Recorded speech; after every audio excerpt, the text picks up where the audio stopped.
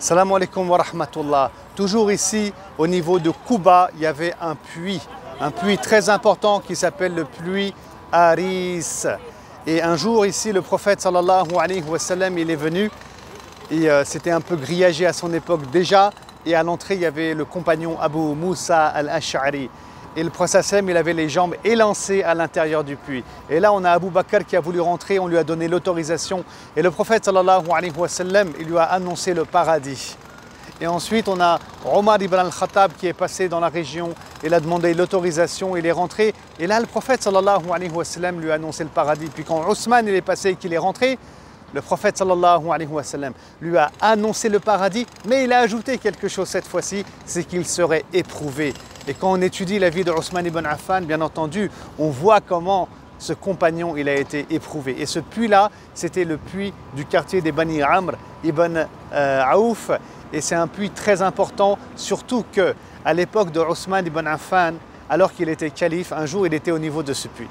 Subhanallah. Il était au niveau de ce puits assis avec un de ses compagnons et il avait entre les mains la bague du prophète sallallahu alayhi wa sallam. Cette bague sur laquelle était gravé Muhammad Rasulullah, qui servait à cacheter les lettres diplomatiques envoyées aux tribus arabes, mais aussi aux monarques étrangers comme le roi de Byzance, Héraclius, le roi perse.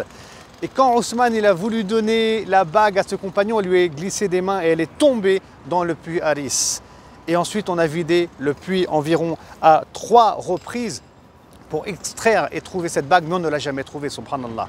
Et donc cette bague-là, wallahu ta'ala a'lam, bien sûr, elle est toujours présente ici, quelque part, dans cette région-là. Et là, comme on observe autour de moi, ils ont fait des travaux d'agrandissement, ils ont planté des palmiers, comme vous le remarquez ici, et ils ont fait une place. Donc c'est vraiment quelque chose de très moderne, de très nouveau. Vous voyez, même les gens n'ont pas accès. Et par terre, on voit cette plaque. Cette plaque étrange, subhanallah. Alors est-ce que c'était ici qu'il y avait le puits de Aris? Est-ce que cette plaque-là désigne l'endroit?